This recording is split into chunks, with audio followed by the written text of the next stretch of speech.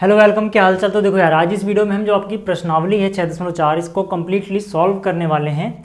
और ये जो प्रश्नावली काफ़ी आसान सी प्रश्नावली है। इंट्रोडक्शन वाली वीडियो में भी मैंने आपको ठीक है जो बेस बताया था, उसमें इस एक्सरसाइज का भी बेसिक कॉन्सेप्ट सारा आपको मिल जाएगा, आप देख सकते हैं। अगर आपने इस चैप्टर की जो पहली वीडियो है, जिसे आप चाहे इंट्रोडक्शन वाली वीडियो बोलो या फिर आप वन शॉट वीडियो बोलो, वो नहीं देखिए तो उसको जरूर देख लेना। ठीक है, आपको यूट्यूब पे सर्च करना है क्लास 11 चैप्टर नंबर 6, आगे लिख देना है हिंदी मीडियम अकेडमी। ठीक है, आपको वो मिल जाएगा। चलिए शुरुआत करते हैं। देखो यार, ये प्रश्नावली जैसे कि मैंने अभी कहा काफ़ी आसान सी प्रश्नावली है। प्रश्न संख्या 1 में क्या बोला गया है कि यदि NC8 बराबर NC2 हो तो NC2 ज्ञात कीजिए। तो देखो यार, इस क्वेश्चन को सॉल्व करने के लिए आपको एक बात पता होनी चाहिए कि एक फॉर्मूला होता है अपने पास कि अगर NCA बराबर दिया गया हो NCB के, ठीक है, अगर ऐसा है तो ये इम्प्लाई करता है कि या तो A बराबर B हो या फिर, ठीक है, या फिर जो N है वो A और B को जोड़ के आ रहा हो।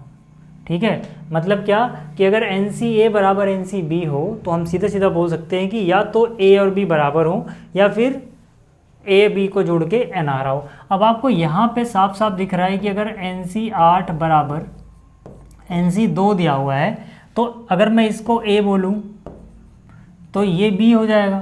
तो जाहिर सी बात है यहाँ पर A और B बराबर तो नहीं है ना, यहाँ पर 2 और 8 बराबर तो नहीं होते, यानी कि ये वाला केस तो इस क्वेश्चन में कैंसिल हो गया कि A बराबर B तो यहाँ पर तो नहीं हो सकता है। ठीक है, तो अपने पास बचा क्या, N बराबर A प्लस B, यानी कि N बराबर क्या बचेगा, A जो कि है 8 और B जो कि है 2। तो 8 और 2 कितने हो जाएंगे, 10। यानी कि N का मान अपने को पता लग गया, लेकिन हमें N नहीं पूछा गया है, हमसे पूछा गया है NC2 ज्ञात करो। तो NC2 ज्ञात कर लेते हैं भाई साहब। NC2, ठीक है, NC2 यानी कि N की जगह कितना है 10, तो यहाँ से 10C2 है ना। अब आप NCR का फॉर्मूला जानते हैं, क्या होता है, देखो NCR का फॉर्मूला आपको पता होना चाहिए। ये होता है n factorial divide by n minus r factorial, यानी क्रम गुणित, और साथ में r फैक्टोरियल और रहता है नीचे।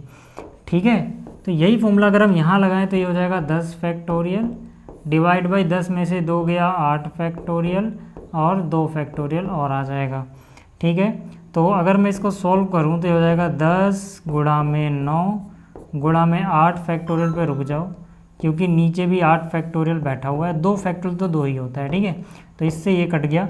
10 गुणा में 9 करोगे 90, 90 को 2 से भाग दोगे 45, यानी कि इसका सीधा सीधा सॉल्यूशन अपने को कितना मिल जाएगा, 45। ठीक है, ये उम्मीद करता हूँ कि आपको समझ में आ गया होगा। ठीक है, इसके बाद देखो बात करते हैं जरा अगले क्वेश्चन की, यानी जो क्वेश्चन नंबर 2 है इसकी। यहाँ पे हमें n का मान निकालना है। ठीक है, पहले पार्ट की बात पहले करते हैं। यहाँ पर देखो क्या है, यहाँ पर है 2NC3 रेशो NC3। रेशो वाली चीज़ को मैं यहाँ पे डिवाइड में लिख रहा हूँ, NC3 बराबर कितना है 12 रेशो, यानी कि 12:1। ठीक है, अब देखो यार, यहाँ पर जो अनुपात में था मैंने उसको डिवाइड में लिख दिया बस। अब यहाँ पे फिर से अपन वही फॉर्मूला लगाएंगे। ठीक है, कौन सा फॉर्मूला भी हमने देखा था, NCR वाला। NCR वाला फॉर्मूला क्या कहता है कि भाई n factorial divide by n minus r factorial और r फैक्टोरियल, है ना। ये फॉर्मूला यहाँ पे अप्लाई होगा, जाहिर सी बात है। तो यहाँ पर देखो, अगर यहाँ पे n और यहाँ पे r है तो यहाँ पे अगर n है तो n का फैक्टोरियल आता है, लेकिन यहाँ पे n की जगह कुछ भी है मतलब उसका फैक्टोरियल आएगा, ये मतलब होता है इसका। यहाँ पे अगर 2n है तो 2n का फैक्टोरियल आएगा। ठीक है, और यहाँ पर क्या आता है n माइनस r, लेकिन n की जगह 2n है तो यहाँ पे 2n माइनस r, r की जगह कितना है 3 है, ये आ गया, और साथ में r फैक्टोरियल यानी 3 फैक्टोरियल आ गया। इतनी बात क्लियर हो गई, यानी कि अभी तक, ठीक है, जो ये वाला हिस्सा था इसको मैंने सॉल्व कर दिया।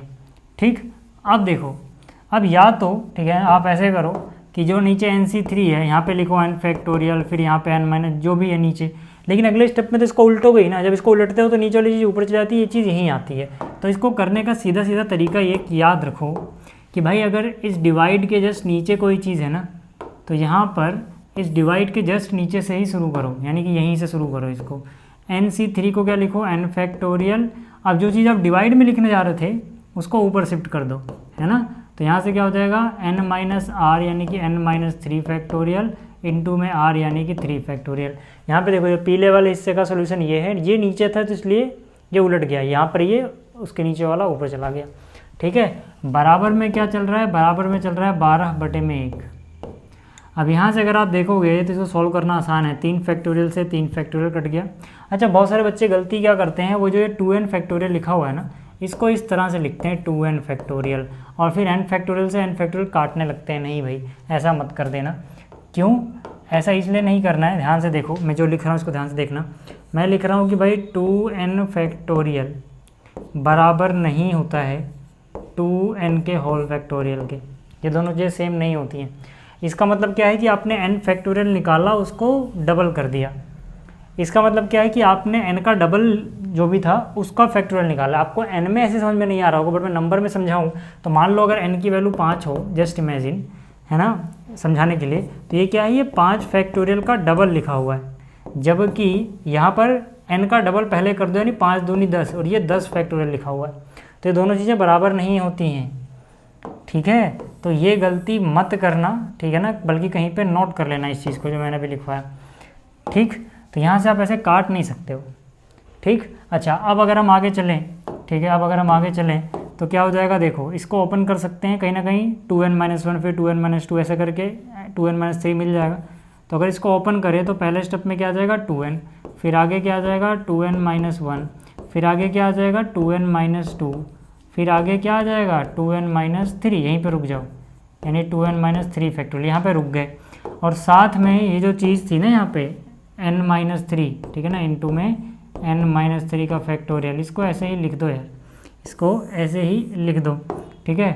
डिवाइड बाई, देखो यहाँ पर पहले से क्या बचा हुआ है 2n-3 फैक्टोरियल, ठीक। और यहाँ पे n फैक्टोरियल जो है इसको ओपन करो, ये हो जाएगा n-1, फिर n-2, फिर n-3, यहीं पे रुक जाना, ठीक है। और बराबर में क्या है 12/1। यहीं पे क्यों रुक गए, क्योंकि देखो n-3 फैक्टोरियल से n-3 फैक्टोरियल कैंसिल हो गया, 2n-3 फैक्टोरियल से 2n-3 फैक्टोरियल कैंसिल हो गया। अब यहाँ फैक्टोरियल नहीं है, आप काट सकते हो, n से n आप काट सकते हो आप। इतनी बात समझ में आ गई। एक और बात देखो ज़रा, ये जो चीज़ आपको दिख रही है, यहाँ से 2 कॉमन ले लें अगर हम, है ना भाई। फैक्टोरियल होता तो आप ऐसे कॉमन भी मत लेना, बट फैक्टोरियल यहाँ नहीं है तो कॉमन ले सकते हो। 2 कॉमन लोगे तो 2 कॉमन आके ये जो 2 है इसको 4 बना देगा, क्योंकि एक 2 तो पहले से था। क्या बच जाएगा 2n-1, ठीक है। यहाँ से जैसे आपने 2 कॉमन लिया तो ये n-1 हो गया, है ना, यहाँ से 2 कॉमन आया, यहाँ से भी 2 कॉमन आया। और डिवाइड में क्या बचा हुआ है, देखो n-1 और n-2, और बराबर में क्या बचा हुआ है, देखो 12/1। अब यहाँ से देखोगे तो इससे ये कैंसिल आउट हो जाएगा। 4 जब डिवाइड में जाएगा तो 12 को काट देगा, वो 3 हो जाएगा, है ना, यानी 4 एकम 4, 4×3 12, ठीक। अब देखो यार, इससे आगे के स्टेप्स मैं यहाँ पे कर रहा हूँ, ठीक है। तो यहाँ से क्या हो जाएगा, देखो 2n-1 और नीचे n-2 3 से गुणा होगा, एक तरफ बचेगा 2n-1, ठीक है, बल्कि यहाँ से यहाँ पे आ जाओ, एक तरफ बचेगा 2n-1 बराबर, यहाँ पे n-2 3 से गुणा करोगे 3 × n 3n और 3 × -2 -6, यानी कि 3n-6 हो जाएगा। 3n को इधर लाओगे -n बचेगा, -1 को इधर ले जाओगे -5 हो जाएगा, n की वैल्यू 5 आ जाएगी। तो इस तरह से कुछ अपने को सॉल्व करना होता है, ठीक है। उम्मीद कर रहा हूँ आपको ये समझ में आ गया होगा कि किस तरह से यहाँ पे हम, ठीक है ना, सारे स्टेप्स अपनाएंगे। देखो अगला क्वेश्चन भी वही है, 2nc3:nc3, लेकिन इस बार 11:1 है ना। एक और प्रैक्टिस कर लेते हैं, ठीक है, इस बार इसको भी प्रैक्टिस कर ही लेते हैं। देखो क्या दिया हुआ है यहाँ पर, 2nc3 अनुपात था, मैं नीचे लिख रहा हूँ nc3। पिछली बार 12:1 था, इस बार 11:1 है, बस इतना फ़र्क है, ठीक है।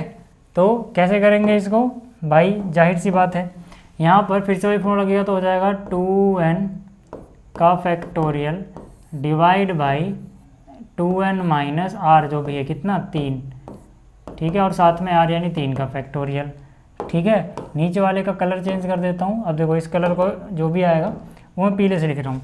एक तरीका मैंने क्या बोला, ये तो नीचे से लिखो, या फिर अगर डिवाइड के जस्ट नीचे है तो डिवाइड के जस्ट नीचे से शुरू कर दो, यानी कि nc3 क्या होता है n फैक्टोरियल, जो डिवाइड में लिखते हैं इसको ऊपर शिफ्ट कर दो, यानी कि n-3 फैक्टोरियल इनटू में 3 फैक्टोरियल, ठीक है।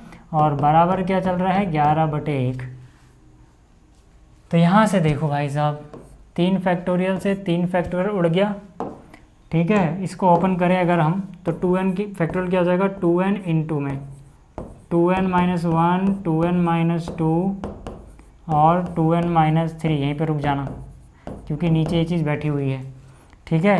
और यहाँ पर क्या है n - 3, इसको तो ऐसे ही रहने दो, ठीक है। नीचे चलते हैं, नीचे देखो ये जो n फैक्टोरियल है इसको मैं क्या कर सकता हूँ, इसको मिल सकता हूँ n - 1 n - 2 n - 3 फैक्टोरियल, ठीक है, इनटू में। और यहाँ पे पहले से क्या था नीचे 2n - 3 फैक्टोरियल भी था, तो 2n - 3 फैक्टोरियल भी लिख दो, ठीक है। इससे ये कैंसिल आउट हो जाएगा, n - 3 फैक्टोरियल से n - 3 फैक्टोरियल कैंसिल आउट हो जाएगा, ठीक है। आप फैक्टोरियल नहीं तो इससे ये काट सकते हो। साथ ही साथ देखो यहाँ से फिर से 2 कॉमन ले लो, ठीक है। अच्छा बराबर में 11/1 लिखते चलना, यहाँ से 2 कॉमन लोगे तो ये 2 पहले से है तो ये 4 हो जाएगा, ठीक है। और यहाँ देखो क्या बचेगा 2n - 1 कॉमन क्यों लिया, क्योंकि जैसे आप यहाँ से 2 कॉमन लेते हो n - 1 बचता है और नीचे n - 1 पहले से है तो वो कट जाएगा ना, इसीलिए कॉमन लिया, ठीक है। अब आपको ठीक है दोनों पार्ट एकदम अच्छे से समझ में आ गए होंगे। तो यहाँ से देखो इससे ये कैंसिल आउट हो गया, यहाँ पे 4 × 2 कितना हो जाएगा, यहाँ कर रहा हूँ मैं, ठीक है। इसके बाद वाला स्टेप यहाँ पे देखो 4 × 2n यानी कि कितना हो जाएगा 8n, ठीक है। फिर 4 × -1 हो जाएगा -4, बराबर में 11 से गुणा करोगे इसको 11n माइनस में 11 दूनी 22, तो यह हो जाएगा 11n - 22। इधर लाओगे तो बचेगा -3n, उधर ले जाओगे तो बचेगा -18, यानी n की वैल्यू हो जाएगी 6, ठीक है। उम्मीद कर रहा हूँ कि ये भी आपको समझ में आ गया होगा, काफ़ी आसान सी चीज़ थी, ठीक है। मैंने दोनों पार्ट जानबूझ के कराए एक जैसे थे वैसे, ठीक है, ताकि आपकी प्रैक्टिस अच्छी हो जाए। अब देखो यार अब आएगा आपको यहाँ से मज़ा, ठीक है। क्वेश्चन में यहाँ से आपको मज़ा आने वाला है क्योंकि आप थोड़ा अच्छे क्वेश्चन शुरू होते हैं जिसमें आपको ज़्यादा कैलकुलेशन नहीं करनी पड़ती है और मज़ा आता है। देखो यहाँ पर क्या है, किसी वृत्त पर स्थित 21 बिंदुओं से होकर जाने वाली कितनी जीवाएँ खींची जा सकती हैं। तो पहली बात है कि अगर आप किसी वृत्त की बात कर रहे हैं, ठीक है ना, अगर आप किसी वृत्त की बात कर रहे हैं, मान लो ऐसा मैं कोई वृत्त बनाता हूँ तो जीवा किसे कहते हैं आपको ये पता होना चाहिए। मान लो ये वृत्त का केंद्र है, ये वृत्त की परिधि है, आपको पता है कि परिधि पे स्थित कोई भी 2 बिंदु आप सेलेक्ट करो और उनको मिला दो, ठीक है। जैसे मैंने एक बिंदु ए सेलेक्ट किया, एक बिंदु बी, और इनको मिलाया तो जो ये ए बी बन रही है ना, यही जीवा है। हमने छोटी क्लास में पढ़ा था जीवा यानी कि कॉर्ड, ठीक है। हमने छोटी क्लास में क्या पढ़ा था कि वृत्त की परिधि पे स्थित किन्हीं भी 2 बिंदुओं को मिलाने वाला जो रेखाखंड होता है उसे कहते हैं जीवा, है ना। अब यहाँ पे क्या कह रहा है कि अगर 21 बिंदु हों, जैसे यहाँ पर 1 और 2 ही बिंदु लिए, ऐसे टोटल 21 बिंदु हों, तो जैसे अगर मान लो बिंदु की संख्या बढ़ा दूँ, ठीक है, तो कितनी जीवाएँ ऐसे ऐसे ऐसे ऐसे सारी पॉसिबिलिटीज़ बतानी है ना। ऐसे कितनी ऐसे बन गई, और भी कुछ बन सकती होंगी, ठीक है ना। तो मतलब ऐसे अगर 21 बिंदु हो गए तो कितनी जीवाएँ बनेंगी, तो ऐसे हम बनाने थोड़ी बैठेंगे यार, ठीक है। हमारे पास तरीका है, हमारे पास तरीका क्या है वो देख लो, ठीक है। पहली बात तो ये है कि अपने पास बिंदु हैं 21, तो हम यहाँ पे क्या लिखेंगे, जो जीवाओं की संख्या है वो क्या हो जाएगी 21C, और एक जीवा को बनाने में कितने बिंदु लगते हैं 2, एक बिंदु और एक बिंदु, 2 बिंदु मिलके एक जीवा, मतलब 2 बिंदु को मिलाने से जो रेखाखंड बनेगा वो एक जीवा होगा। तो यानी एक जीवा के लिए 2 बिंदु को जोड़ना है, यानी सेलेक्ट करना है। देखो अब यहाँ पे बहुत सारे बच्चों के दिमाग क्वेश्चन आता है कि 21P2 क्यों नहीं आया, 21P2 क्यों नहीं आया। याद करो जब मैंने आपको परम्यूटेशन कॉम्बिनेशन यानी क्रमचय और संचय पढ़ाया था तो मैंने कहा था भाई यहाँ पे ऑर्डर मैटर करता है ना, और यहाँ पे ऑर्डर यानी क्रम मैटर नहीं करता है। मतलब क्या कि देखो अगर आप जीवा का नाम लिखो AB, आप बोलो जीवा का नाम AB है, तब भी यही वाली जीवा रहेगी। आप क्रम बदल दो, AB ना बोल के आप BA बोलो, तब भी जीवा यही रहेगी। अलग अलग क्रम बदल रहे हो, चाहे आप AB जीवा बोल रहे हो चाहे आप BA जीवा बोल रहे हो, एक ही तो जीवा है, वो 2 अलग अलग थोड़ी हो गई। यानी क्रम बदलने से जीवा को फर्क नहीं पड़ रहा, वो तो वही है यार, चाहे AB बोलो चाहे BA बोलो। यानी कि यहाँ पर ये नहीं आएगा, C आएगा ना कि P, ठीक है। तो मेरा कहने का क्या मतलब है, सिंपल सा ये है, ठीक है, कि भाई एक जीवा बनाने के लिए आपको 2 बिंदुओं की आवश्यकता है और आपके पास है 21 बिंदु, यानी 21C2 तरीक़ों से ये चीज़ हो सकती है। अब आप इसको सिंपली सॉल्व कर लोगे, ठीक है, और सॉल्व करके कितना मिल जाएगा, देखो ये हो जाएगा 21 फैक्टोरियल, ठीक है, कितना हो जाएगा 21 फैक्टोरियल डिवाइड बाई n-r, यानी 21 में से 2 गया 19 फैक्टोरियल और r यानी कि 2 फैक्टोरियल। इसको थोड़ा और आगे सॉल्व करोगे तो हो जाएगा 21 गुणा में 20, अगला स्टेप 19 फैक्टोरियल आएगा, यहीं पे रुक जाना क्योंकि नीचे 19 पड़ा हुआ है, 19 फैक्टोरियल, और 2 फैक्टोरियल तो 2 ही होता है, तो 19 फैक्टोरियल से 19 फैक्टोरियल कट गया है ना, तो यहाँ से 2 एकम 2, 2 से काटोगे 10 आ जाएगा, 21 गुणा 10 होता है 210, तो टोटल 210 जीवाएँ बनाई जा सकती हैं। ये मैं मिटा नहीं रहा, ठीक है, समझने के लिए यहाँ पे रख दे रहा हूँ, ठीक है, क्योंकि 2 बिंदुओं की आवश्यकता है, ठीक है ना। ये रफ वर्क था, हालांकि आपको बनाना नहीं होता, समझाने के लिए मैं रख दिया, PDF में मिल जाएगा आपको, ठीक है। आगे देखते हैं, देखो ये जो क्वेश्चन है इसमें कह रहा है 5 लड़के हैं और 4 लड़कियां हैं, इनमें से 3 लड़के और 3 लड़कियों की टीम बनाने के कितने तरीके होंगे। देखो कुल लड़के कितने हैं यहाँ पे 5, ठीक है, कुल लड़के कितने हैं, कुल लड़के हैं यहाँ पे 5 और लड़कियाँ कितनी हैं 4। ये कह रहे हैं कि एक टीम बनाओ जिसमें जो 5 लड़के हैं उसमें से 3 लड़के सेलेक्ट करने हैं, यानी इन 5 में से आपको 3 लड़के चाहिए टीम में, और जो 4 लड़कियां हैं इनमें से 3 लड़कियां, यानी कि इसमें से भी 3 लड़कियां ही चाहिए, है ना, यानी कि टीम में 3 लड़के और 3 लड़कियां आपको सेलेक्ट करनी है। लेकिन लड़के टोटल आपके पास 5 हैं, यानी 5 लड़कों में से 3 लड़के सेलेक्ट करने हैं, और लड़कियां 4 हैं, यानी लड़कियां जो 4 हैं 4 में से 3 लड़कियां सेलेक्ट करनी हैं। तो यार इसको हम कैसे करेंगे, क्योंकि टीम बना रहे हैं, सिलेक्शन कर रहे हैं, तो ऑर्डर तो मैटर नहीं करता, है ना, चयन कर रहे हैं हम, तो मैंने कहा हम चयन करते हैं, चुनते हैं या सिलेक्शन करते हैं तो C वाला आता है ना कि P। तो यानी कि यहाँ पर 5 में से 3 लोगों को सेलेक्ट किया जा रहा है, यानी 5C3।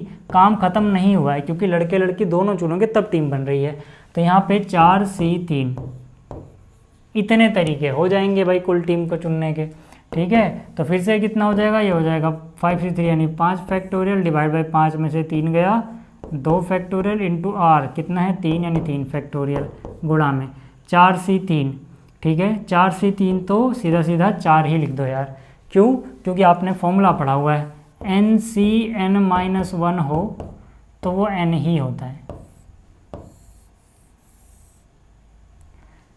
ठीक है। और यही चीज़ आप ऐसे भी कह सकते हो कि यही चीज़ अगर NC1 हो तो भी, इसको याद रखना, बहुत जगह ना ऐसी छोटी छोटी चीज़ें आपकी कैलकुलेशन बचा लेती हैं। देखो इसका क्या कहने का मतलब है, ऊपर वाले से नीचे वाला अगर एक कम है तो ऊपर वाला ही आंसर आता है C में, यानी कि इसे 4 और 3 को देखो, जो 3 है वो 4 से 1 ही तो कम है, तो यानी कि ऊपर वाला 4 ही आंसर हो जाएगा, ठीक है।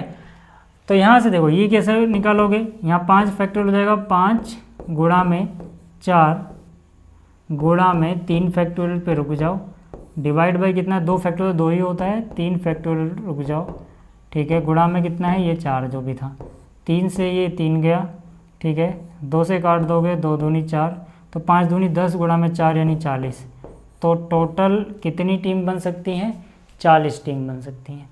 समझ में आ गया, क्लियर हो गई बात। चलो आगे क्या है, अगला जो क्वेश्चन इसमें क्या कह रहा है, इसमें कह रहा है 6 लाल रंग की गेंद है, तो लाल रंग की गेंद कितनी हो गई, लाल रंग की गेंद हो गई 6, ठीक है। 5 सफ़ेद रंग की हैं, तो सफ़ेद रंग की गेंद कितनी हो गई, ये हो गई 5, और 5 नीले रंग की गेंद है, तो नीले रंग की गेंद कितनी हो गई 5। कह रहा है इन गेंदों में से अगर आपको 9 गेंद चुनने को बोला जाए, ठीक है, तो कितने तरीके होंगे ऐसा करने के। अगर कंडीशन एक और है, अगर जो आप चुन रहे हो उसमें से प्रत्येक रंग की 3-3 गेंदें हैं, मतलब देखो समझो कि आपके पास लाल रंग की 6 हैं, सफ़ेद रंग की 5 हैं, नीले रंग की 9 हैं, इन तीनों में से मिला के चुननी आपको 9 है, लेकिन हर एक कलर की 3-3 होनी चाहिए, हर एक कलर की 3-3 होनी चाहिए।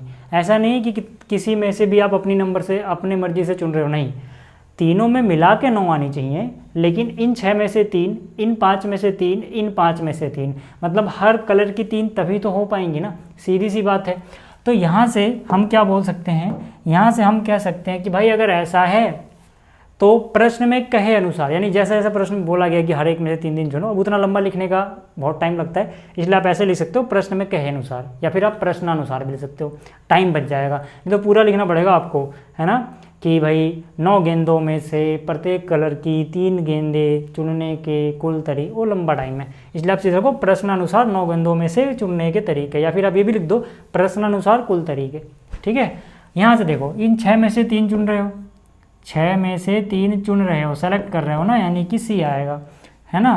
पी कब लगता है, सी कब लगता है, ये मैं पहले लेक्चर में बता चुका हूँ आपको। इस 5 में से भी 3 चुन रहे हो तो 5C3 आएगा, गुणा में ये 5 में से भी 3 चुन रहे हो तो 5C3 आएगा। अब ये जो मैंने तीर वगैरह बनाए ये मत बनाना पेपर में, है ना, ये तो मैंने समझाने के लिए बनाया है। ठीक है, मैं बात कर रहा हूँ इसकी, जिसका मैं कलर चेंज कर देता हूँ। इतना हिस्सा, ये 6 5 5 तो आपको लिखना है, लेकिन ये जो मैंने कलर गुलाबी में कर दिया ना, ये आप मत करना, ये समझाने के लिए था। ठीक है, इतनी चीज़ें क्लियर हो गई आपको।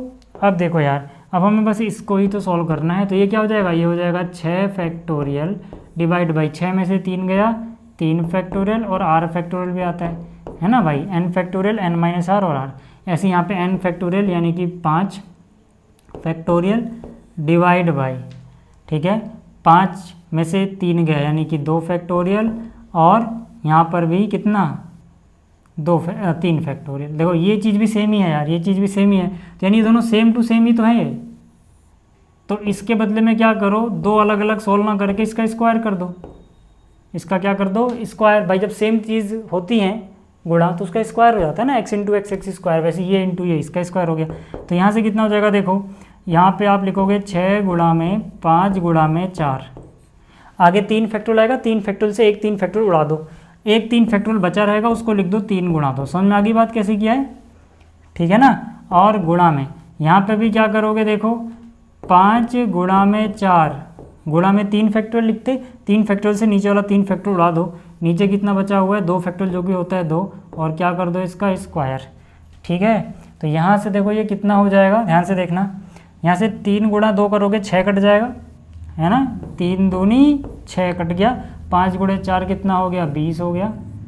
ऐसे यहाँ पे आओगे तो 5 चौक 20 का आधा 10, 10 का स्क्वायर करोगे 100, 100 को गुणा करोगे तो 2 जीरो लगा दो 2000। ठीक है, तो कहने का मतलब है कुल 2000 तरीके हैं।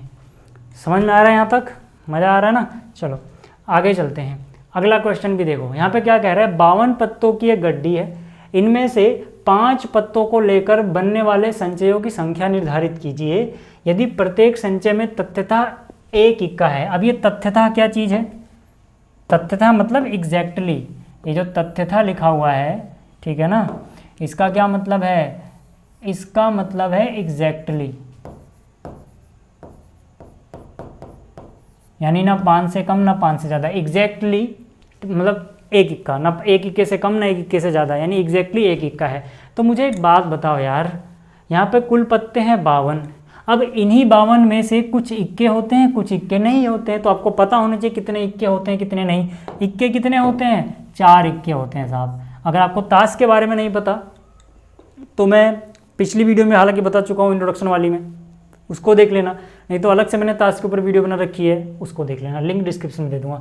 अच्छा, पत्ते तो इक्का नहीं है। अब मुझे एक बात बताओ, आपके पास 52 ही पत्ते होते हैं कुल गड्डी में, और उसमें से 4 पत्ते इक्के हैं, तो बाकी के जो 48 बच गए, जाहिर सी बात है वो इक्का नहीं होंगे।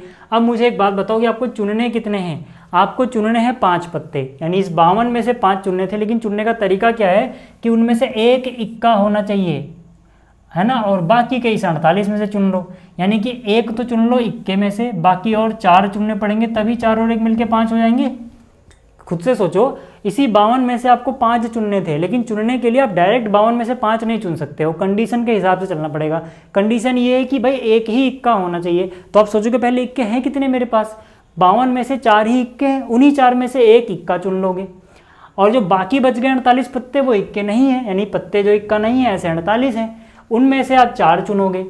तो ये 4 चुने आपने जो इक्के नहीं है, और ये एक चुना जो आपने इक्का है, 4 और 1 मिलके 5 पत्ते आपने सेलेक्ट कर लिए।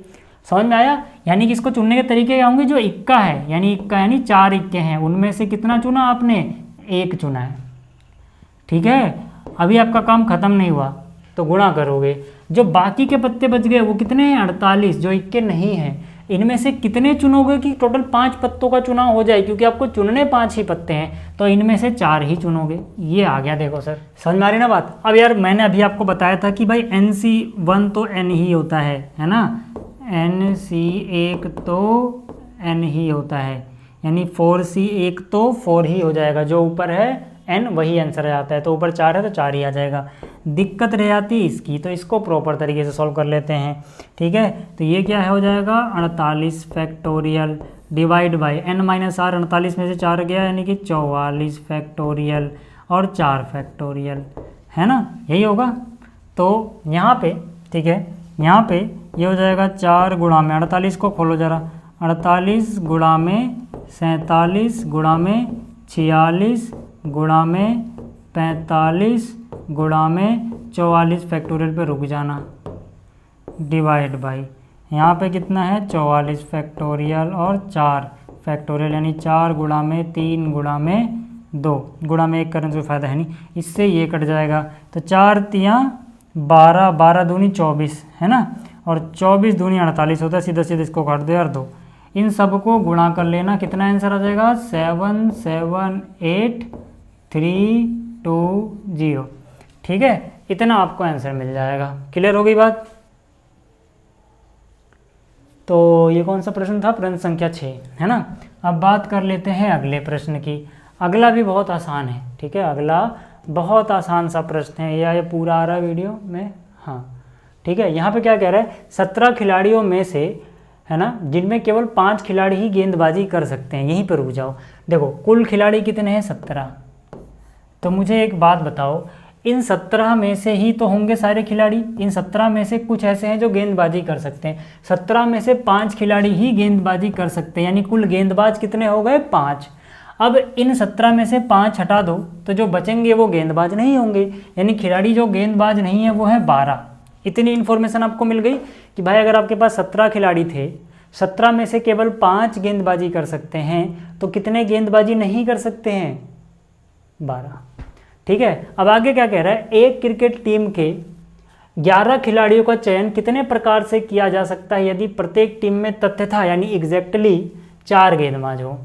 मतलब क्या है कि इन 17 में से आपको 11 तो सेलेक्ट करने हैं, लेकिन डायरेक्ट 17 में से 11 नहीं चुनना, आपको चुनना इस तरह से है कि जो आप सिलेक्शन से टीम बनाओ उस टीम में तथ्यतः यानी एग्जैक्टली 4 गेंदबाज हो, एग्जैक्टली 4, यानी जो 5 गेंदबाज हैं इनमें से आप चुन लो 4 गेंदबाज, और आपको 11 की टीम पूरी करनी है। तो सोचो जो गेंदबाज नहीं है उनमें से कितने चुनोगे, उनमें से आप बाकी के चुन लोगे, यानी कि 4 में क्या जोड़े कि 11 हो जाए 7, तो 4 और 7 मिल के टोटल 11 हो जाएगा। समझ में आ गया। ऐसे तीर तामझाम मत बनाना है समझाने के लिए, है ना, जो चीज़ आपको समझाने के लिए है ना, मैं एक काम करता हूँ उसको गुलाबी कलर से लिखता हूँ, ठीक है, ताकि आपको पता लग जाए कि भाई पेपर में सारी चीज़ें मत लिख देना यार। ये देखो इतना जो है ना, ये मैंने समझाने के लिए बनाया, बाकी आप लिख सकते हो। समझ में आया कि देखो भाई क्लियर होगी बात। अब जरा देखो यहाँ पर, अब मैं क्या बोलूँगा कि यार देखो मुझे पहले देखना है कि भाई 5 गेंदबाज हैं और गेंदबाज मुझे कितने चुनने हैं, तथ्यतः 4, एग्जैक्टली 4 गेंदबाज चुनने हैं। तो यहाँ चुन लिया मैंने। अब मैंने देखा खिलाड़ी जो गेंदबाज नहीं है वो है 12, और मुझे टीम बनानी थी कितनी 11 की, तो 4 खिलाड़ी तो गेंदबाज के रूप में आ चुके हैं, 7 खिलाड़ी और बचते हैं, तो इसमें से मैं सेलेक्ट कर लूँगा। समझ में आ गया। फिर से समझ लो, कुल खिलाड़ी 17 थे, ठीक है, जिसमें से 5 बॉलिंग कर सकते हैं यानी गेंदबाज हैं, और बाकी के जो बच गए यानी 12 वो गेंदबाज नहीं है। हमें जो टीम बनानी है वो 11 लोगों की ही बनानी है, और उन 11 में से एग्जैक्टली 4 बॉलर होने चाहिए। तो भाई बॉलर हैं कितने, बॉलर कुल 5 हैं, उन्हीं में से 4 चुनोगे ना, तो 5 में से 4 चुन लिया, काम खत्म नहीं हुआ। बाकी के जो लोग बच गए उसमें से टीम पूरी कर लो। बाकी के 12 और लोग हैं, लेकिन आपके पास 7 ही जगह खाली बची है, 7 ले लो यहाँ पर चुन लो, तो 12 से 7, ठीक है। अब यहाँ से भी NC n-1 तो n ही होता है। अभी मैंने आपको बताया था कि भाई NC अगर n से 1 कम नीचे आ जाए तो आंसर n ही आता है। ये मैंने कहा था कैलकुलेशन आपकी बहुत बचाएगा, तो ये आ गया। ऐसे ही ये कितना हो जाएगा, ये हो जाएगा 12 फैक्टोरियल डिवाइड बाई 12 में से 7 गया 5 फैक्टोरियल, और गुणा में r यानी कि 7 फैक्टोरियल, ठीक है। तो ये कितना हो जाएगा सॉल्व करें तो देखो ये हो जाएगा 5 गुणा में 12 फैक्टोरियल को आप लिखोगे 12 गुणा में 11 गुणा में 10 गुणा में 9 गुणा में 8 गुणा में 7 आया होगा, 7 फैक्टोरियल से 7 फैक्टोरियल कट गया होगा नीचे वाला, बचा 5 फैक्टोरियल, तो उसको लिख लो 5 गुणा में 4 गुणा में 3 गुणा में 2, ठीक है ना। तो 5 से 5 काट दो, 4 गुणा 3 12 उड़ा दो, और 2 से यहाँ पर कितना काट दो, 4 काट दो, ठीक है ना। तो कितना हो जाएगा, 9 गुणा में 4 करोगे 36, 36 को 10 से गुणा करोगे 360 का 0 लगा दो, 36 ही रहा वो, 11 से गुणा कर लो, 11 गुणा में 6 66 का 6 हासिल गया 6, और 11 3 33 और 6 39, यानी कि 3960। इतने तरीके हैं आपके पास कुल, कहे अनुसार चयन करने के कुल तरीके। समझ में आ गई बात। चलिए अब बात कर लेते हैं ज़रा, ठीक है, अगले प्रश्न की। अगले प्रश्न में कह रहा है एक थैली में 5 काली 6 लाल गेंदें हैं, ठीक है, यानी कुल काली गेंदें कितनी है 5, कुल लाल गेंदें कितनी है 6। अब क्या कह रहा है, 2 काली तथा 3 लाल गेंदों के चयन के कुल तरीकों की संख्या निर्धारित कीजिए, है ना। अब मैं जो ये बना रहा हूँ रफ वर्क है। देखो जो काली गेंदें हैं 5, इनमें से आपको 2 ही चुननी है, क्योंकि 2 ही काली होनी चाहिए आपके पास, और 3 ही लाल चुननी है। तो इसके तरीके तो साफ साफ दिख गए होंगे आपको, है ना, कि इनमें से 2 काली तथा 3 लाल गेंद के चयन के तरीके क्या हो जाएंगे। जो 5 यहाँ पे आपके पास काली गेंद है उसमें से 2 ही चुनोगे, क्योंकि काली गेंद आपको 2 ही चाहिए, और जो 6 गेंदें लाल हैं इसमें से आप 3 चुनोगे, क्योंकि लाल गेंदें आपको 3 चाहिए, ठीक है। तो यार देखो यहाँ पर ये कितना हो जाएगा, ठीक। तो यहाँ देखो इसको तो अभी हमने सोल्व किया था ना, बहुत बार कर चुके हैं, 5C2 तो है ना, 5 फैक्टोरियल डिवाइड बाई 5 में से 2 गया, 3 फैक्टोरियल इंटू 2 फैक्टोरियल, है ना, इसका आंसर 10 आता है। और 6 से 3 क्या, 6 फैक्टोरियल डिवाइड बाई 6 में से 3 गया, 3 फैक्टोरियल इंटू में 3 फैक्टोरियल, है ना। आप सोल्व कर लेना, इसका आंसर कितना आता है 10, और ये जो है 6 से 3 वाली, इसका आंसर आता है 20। 10 और 20 को गुणा करोगे कितना हो जाएगा 200, तो टोटल तरीके यहाँ 200 हो जाएंगे, ठीक है। स्क्रीनशॉट लेना, लो मैं हट जाता हूँ, मैं हर बार क्वेश्चन के बाद हट जाता हूँ ताकि आपको ये सब कुछ साफ साफ दिखाई दे, ठीक। हालांकि PDF आपको मिल जाएगा टेलीग्राम पे, ठीक है। यहाँ पे आ जाओ। कह रहा है 9 उपलब्ध पाठ्यक्रमों में से एक विद्यार्थी 5 पाठ्यक्रमों का चयन कितने प्रकार से कर सकता है यदि प्रत्येक विद्यार्थी के लिए 2 विशिष्ट पाठ्यक्रम अनिवार्य है। ध्यान से देखना, कुल उसके पास कितने पाठ्यक्रम है, मतलब जैसे मान लो आप जाते हो ना स्कूल में, मान लो अपने 11th में आए तो आपको कौन कौन सा सब्जेक्ट लेना है ना, जैसे आपने मैथ्स ली होगी, हो सकता है केमिस्ट्री ली हो, फिजिक्स ली हो, ऐसे इस तरह से। तो मतलब कुछ चीज़ें होती हैं जिसमें चॉइस होती है, कुछ फिक्स होती हैं, कुछ चॉइस होती है ना। तो वैसे ही यहाँ पर जितने भी सब्जेक्ट हैं उसके पास पाठ्यक्रम है वो टोटल 9 है, तो कुल उपलब्ध पाठ्यक्रम क्या है 9, ठीक है। इन 9 में से उसको सिर्फ 5 चीज़ें पढ़नी है, 9 में से किन्हीं 5 का चुनाव कर सकता है, लेकिन प्रत्येक विद्यार्थी के लिए 2 विशिष्ट पाठ्यक्रम अनिवार्य है। जैसे अगर आपने आर्ट्स लिए, कॉमर्स लिया या साइंस लिया तो कुछ सब्जेक्ट तो अलग होते हैं, लेकिन कुछ कंपलसरी होते हैं कि सब में होंगे। जैसे हो सकता है इंग्लिश सबके पास हो, है ना, तो आप यूँ कह सकते हो इंग्लिश में आपकी चॉइस नहीं थी, इंग्लिश आर्ट वालों ने भी पढ़ी है, कॉमर्स वाले भी पढ़ रहे हैं, साइंस वाले भी पढ़ रहे हैं। ऐसे यहाँ पर जो है टोटल 9 चीज़ें हैं, 9 में से 2 सब्जेक्ट ऐसे हैं जो कंपलसरी हैं, भाई आपको लेने ही हैं, चाहे आप कोई सी भी स्ट्रीम चुनो, कुछ भी चुनो, वैसा है कुछ। तो मतलब अनिवार्य पाठ्यक्रम 9 में से कितने हो गए 2, यानी कि जो ये 9 है इनमें से 2 ऐसे हो गए जो अनिवार्य हैं। तो पाठ्यक्रम जो अनिवार्य नहीं है इन 9 में से 2 हटा दो, कितने बच जाएंगे 7। समझ में आ गई बात। मतलब देखो ना यार, 9 टोटल चीज़ें अवेलेबल थी, 9 में से 2 थे कंपलसरी कि आपको सेलेक्ट करने ही है, तो बच कितने गए, बच गए 7।